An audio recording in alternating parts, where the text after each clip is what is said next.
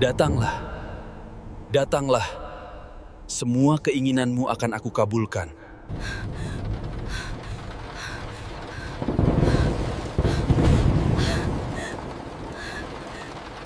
Lastri, ingat nama itu. Bukan sebagai korban, tapi sebagai penawar. Penawar yang menjual dirinya sendiri dengan harga tertinggi yang pernah ditawarkan semesta. Kekuatan tanpa batas. Dia hidup di antara kemewahan palsu, di tengah janji-janji kosong kota besar. Lastri berusia 25 tahun, tetapi jiwanya sudah 100 tahun kelelahan. Pagi hari ia bekerja keras, malam hari ia menangis di bawah selimut tipis, menghitung tagihan yang tak pernah berkurang. Ia melihat teman-temannya di media sosial, liburan, mobil mewah, tawa. Sementara ia hanya memiliki ambisi yang berapi-api dan kebencian pada kemiskinan. Kebencian itu, saudara-saudara, adalah pupuk terbaik untuk benih kegelapan. Aku lelah menjadi yang termiskin di meja makan. Aku bosan menundukkan kepala. Mereka bilang bekerja keras. Aku sudah, tapi nasib selalu tertawa di wajahku. Aku tidak peduli pada moralitas. Aku ingin kekuasaan. Aku ingin mereka yang menertawakanku kini menunduk mencium kakiku. Ia tahu satu nama, Kemukus. Makam keramat yang terkenal dengan ritual pesugihan yang paling menjijikan, yang paling menjanjikan. Ia tahu aturannya, 7 kali ritual jima dengan pasangan berbeda. Tapi sekali lagi, ambisi Lastri lebih besar dari tradisi. Ia tidak mau berbagi kekayaan, ia ingin semuanya. Ia ingin jalur perjanjian yang eksklusif. Lastri memacu mobil bututnya menuju Sragen. Jauh dari keramaian, ia mencari Mbah Wiryo, juru kunci yang disingkirkan, yang kabarnya memegang kunci menuju perjanjian dengan penguasa sejati tempat itu. Lastri tiba saat langit Kemukus berwarna ungu tua, diselimuti kabut yang terasa seperti sentuhan jari yang dingin. Dia menemukan Mbah Wiryo di sebuah gubuk yang menyatu dengan akar beringin tua. Bau kemenyan, dupa, dan sesuatu yang amis menyambutnya. Mbah Wiryo dengan mata yang seperti 2 lubang hitam tersenyum tanpa digi. Senyum yang tahu persis apa yang ada di pikiran Lastri. Dengar nak, kau ingin jalur VVIP, jalur yang membuat kekayaanmu sebanding dengan air bah. Itu butuh pengorbanan yang total. Tubuhmu, hatimu, jiwamu, itu harus diserahkan kepada Pangeran Sambernyowo, sang penguasa tunggal. Kau tidak hanya melakukan ritual, Nduk, kau akan menjadi istrinya, miliknya, selama-lamanya. Wajah Lastri memanas. Ia menelan ludah, merasakan sensasi aneh di perutnya, campuran rasa takut dan gairah terlarang yang tiba-tiba menyergapnya. Menjadi kekasih jin, sebuah fantasi kotor yang kini ditawarkan sebagai sebuah perjanjian. Aku terima, tapi pastikan bah, kekayaan ini harus membuat semua orang yang pernah merendahkanku berlutut. Aku akan menjadi budak erotisnya, asalkan aku menjadi ratu di dunia nyata. Ia mengucapkannya dengan mata terpejam, seolah mengucapkan sumpah pernikahan paling kotor yang pernah ada. Mbah Wiryo hanya mengangguk, menyulitkan lagi dupa, dan asapnya memenuhi ruangan. Dan bagi Lastri, baunya kini terasa seperti wewangian termahal. Keputusan telah dibuat, Lastri akan menyerahkan raga dan jiwanya kepada entitas terlarang. Sanggupkah ia menanggung konsekuensinya? Jangan pernah lewatkan kelanjutan kisah ini. Tekan tombol like sampai warnanya membara seperti mata Sambernyowo. Berikan dukungan Anda, karena hanya dengan dukungan Anda, kami bisa terus membawakan kisah-kisah terlarang ini. Mari kita selami lebih dalam ke lubang hitam Kemukus. Mbah Wiryo membawa Lastri ke sebuah goa, bukan petilasan utama. Ini adalah tempat di mana sang pangeran bersemayam. Lastri merasakan dinding goa itu dingin, lembab, dan seolah berdenyut.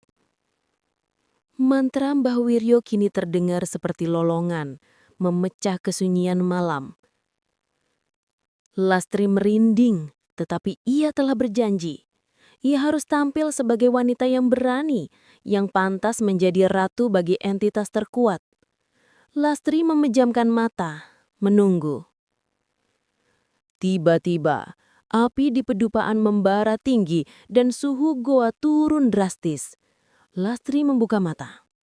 Di depannya, di tengah pusaran asap, sosok itu berdiri. Bukan bayangan menakutkan, melainkan Pangeran Sambernyowo dalam wujud yang paling mempesona dan mengancam. Ia tinggi, gagah, mengenakan pakaian bangsawan Jawa kuno. Wajahnya sempurna, pahatan dewa, namun matanya merah membara seperti lahar yang siap meledak.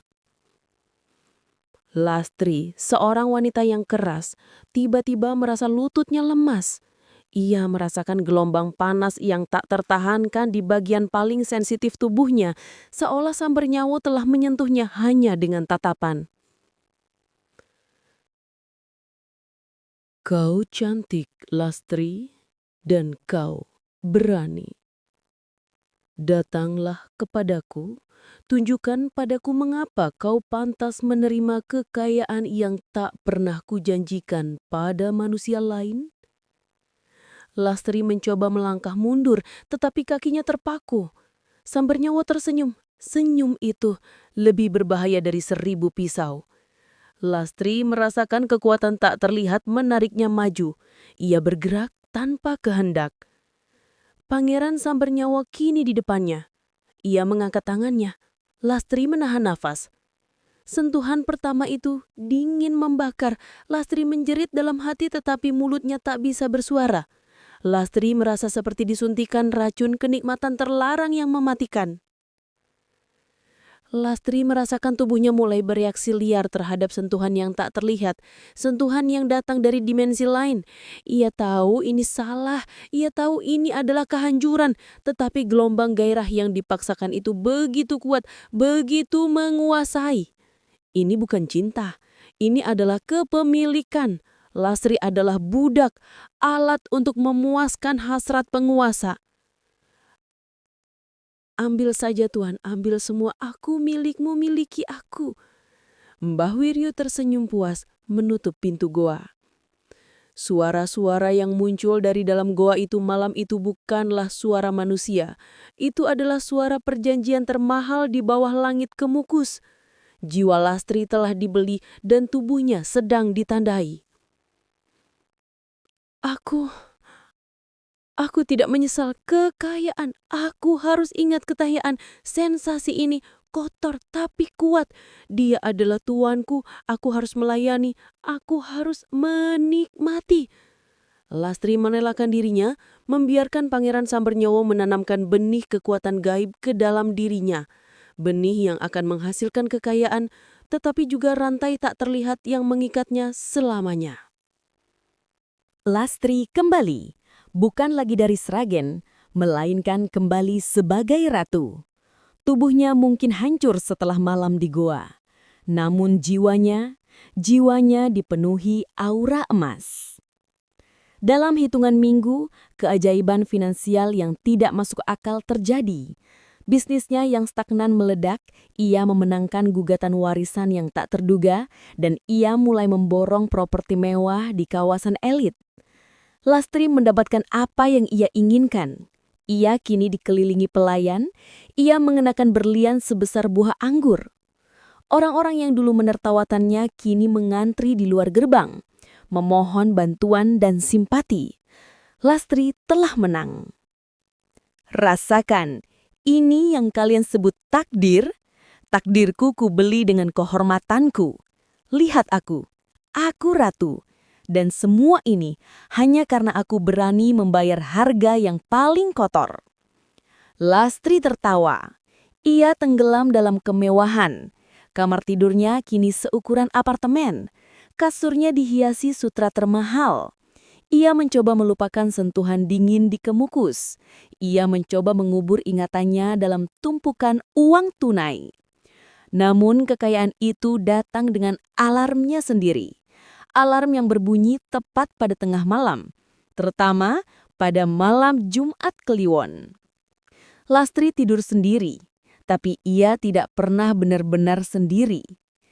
Teror itu dimulai dari sentuhan. Tengah malam, Lastri akan terbangun dengan tubuh dingin dan keringat bercucuran. Ia merasakan beban tak terlihat menindihnya di atas kasur sutra. Ia merasakan sentuhan yang dingin, tetapi membangkitkan gairah yang terpaksa. Lastri akan mencoba berteriak, tetapi suaranya tercekat. Ia merasakan desahan yang bukan miliknya keluar dari tenggorokannya. Ia merasakan sentuhan tangan yang kuat yang membentuk memar kebiruan di pergelangan tangan dan pahanya, bukti fisik dari pertempuran gaib yang terjadi di kamarnya. Lastri diperkosa oleh kehampaan, oleh Pangeran Sambernyawo yang menuntut haknya kapanpun ia mau, dimanapun Lastri berada. Bagaimana istriku? Kau menikmati berlian itu? Itu milikku. Begitu juga tubuhmu. Jangan coba melupakan tuanmu. Kau adalah ladang energiku. Malam ini, kau harus menyambutku dengan sukacita. Lastri menangis dalam hati. Ia terkunci dalam jerat teror erotis ini. Kekayaan di pagi hari, kehancuran di malam hari. Ia mencoba tidur di sofa, ia mencoba tidur bersama pelayan, tetapi tak ada dinding yang bisa menghalangi suaminya dari dimensi lain. Ia tahu ia telah menjual seluruh hidupnya, termasuk setiap detiknya di malam hari. Tubuh Lastri mulai merana. Ia kurus, pucat, dan matanya selalu memancarkan ketakutan. Ia menjadi paranoid, takut pada bayangannya sendiri. Ia mencoba menghubungi Mbah Wiryo, tetapi Mbah Wiryo hanya tertawa di ujung telepon. Nikmati saja, Nyonya. Bukankah ini yang kau minta? Hingga suatu malam, bisikan itu datang dengan perintah yang jelas. Kau mulai memudar. Kau harus kembali. Energi Kemukus memanggilmu pulang untuk memperbaharui janji pernikahan kita. Segera. Atau kau akan kehilangan segalanya. Bisikan itu, perintah Pangeran Sambernyawo, bukan hanya kata-kata. Itu adalah sebuah mantra hipnosis. Lastri mencoba melawan. Ia mengunci diri di kamar. Ia memegang salib atau jimat penolak bala. Tapi tubuhnya tidak patuh. Ia merasakan kekuatan yang tak terlihat seperti rantai besi dingin menyeretnya dari tempat tidur, memaksanya mengenakan pakaian serba hitam dan mendorongnya ke mobil mewahnya. Lastri adalah pilot, tetapi penumpangnya adalah entitas gaib yang mengendalikan setir. Dalam perjalanan menuju Kemukus, Lastri menangis histeris. Ia meninju setir, ia mencoba membanting mobil ke pembatas jalan. Tidak, aku tidak mau. Aku sudah membayar. Aku sudah cukup. Lepaskan aku. Aku mau bebas. Kekayaan ini terkutuk. Dengar tangisanmu, Lastri, itu melodi bagiku. Kau pikir aku memberimu kekayaan sebagai hadiah? Kau adalah investasiku, dan sekarang investasiku butuh diisi ulang. Jadilah istri yang patuh. Setiap teriakan Lastri hanya membuat Sambernyawo tertawa semakin keras di benaknya. Rantai gaib itu mengikatnya semakin kuat. Lastri sadar ia tidak lagi memiliki kemauan bebas. Ia hanyalah sehelai kulit yang diisi oleh perintah jin. Ia tiba. Gunung Kemukus menyambutnya dengan kabut tebal dan bau dupa yang menusuk hidung. Mbah Wiryo berdiri di depan goa, tersenyum sinis. Ia tidak perlu menyambut Lastri. Lastri dalam keadaan trans langsung menuju ke sana. Lastri melihat bayangan Pangeran Sambernyawo sudah menunggu di dalam. Matanya merah menyala, penuh gairah yang lama tertahan. Lastri yang kini telah kehilangan semua harga dirinya, menatap Sambernyawo bukan dengan ketakutan, melainkan dengan kepasrahan yang total. Ia berjalan ke arah entitas itu, melupaskan pakaiannya, seolah-olah memang itu yang harus ia lakukan. Lastri tidak lagi berjuang. Ia telah menyerahkan dirinya, membiarkan Pangeran Sambernyowo menanamkan kembali energi gelap yang menjadi bahan bakar kekayaannya. Di malam itu, di dalam goa yang gelap, Lastri tidak lagi hanya melayani. Lastri telah menyatu dengan kegelapan. Ia telah menjadi bagian dari Kemukus. Ia adalah alat. Ia tidak ada lagi. Mbah Wiryo menutup pintu. Kali ini tidak ada jeritan, hanya desahan panjang, seolah-olah jiwa Lastri benar-benar ditarik keluar dari raganya. Pagi tiba, mobil mewah ditemukan kosong. Lastri menghilang, tanpa jejak. Di dunia, ia dinyatakan hilang. Di dunia gaib, ia telah dibawa pulang. Lastri memang mendapatkan perpanjangan kontrak. Kekayaannya memuncak sebentar, tetapi tak lama. Karena Lastri tidak pernah kembali, sumber energi sang pangeran terputus. Lastri, sang ratu, telah gagal. Dalam 6 bulan, kekayaan Lastri hilang secara misterius. Sahamnya anjlok, propertinya terbakar. Uangnya di bank lenyap seolah ditarik paksa oleh tangan tak terlihat. Lastri yang dulunya ratu, kini jatuh dalam kebangkrutan yang paling memalukan. Lastri kembali muncul, tetapi bukan dalam keadaan utuh. Ia ditemukan di jalan, mengais sampah, tertawa sendiri. Pakaian mewahnya robek, rambutnya acak-acakan. Ia menjadi gila. Tetapi kegilaannya terstruktur. Ia selalu mengucapkan kata-kata tentang ratu dan suami yang kejam. Matanya, saudara-saudara. Matanya kadang-kadang terlihat merah menyala, persis seperti mata yang ia lihat di Gua Kemukus. Suatu hari, Lastri ditemukan di dalam reruntuhan penthouse-nya yang telah disita. Ia duduk di sudut, tertawa sambil menggambar di dinding dengan sesuatu yang terlihat seperti darah. Ia menggambar sosok pria tampan dengan mata merah, dan di bawahnya ia menulis, "Dengarkan gambaran suara Lastri ini, guys. Aku miliknya. Aku istrinya. Dia tak akan melepaskanku. Kekayaan ini terkutuk. Kau akan melihatku di setiap kebangkrutan, di setiap kebodohan. Aku adalah bukti. Aku miliknya selamanya." Tubuh Lastri ditemukan dingin keesokan harinya. Ia meninggal bukan karena sakit tetapi karena kelelahan jiwa. Pangeran Sambernyowo telah mengambil kembali apa yang ia tanamkan. Dan ia meninggalkan sebuah peringatan abadi bagi siapapun yang mencoba bermain-main dengan perjanjian yang melampaui batas moral. Inilah kisah Lastri. Peringatan keras bahwa pesugihan bukan hanya tentang kekayaan, tetapi tentang perdagangan keintiman dan kepemilikan jiwa. Lastri mendapatkan keinginannya, tetapi membayarnya dengan harga yang tak terbayangkan. Dan berakhirlah alur cerita Lastri ini, guys. Semoga kalian terhibur. Pesan yang kalian dapatkan dari cerita ini adalah, daripada jauh-jauh ke Gunung Kemukus, mending jadi selirnya Mimin aja, guys.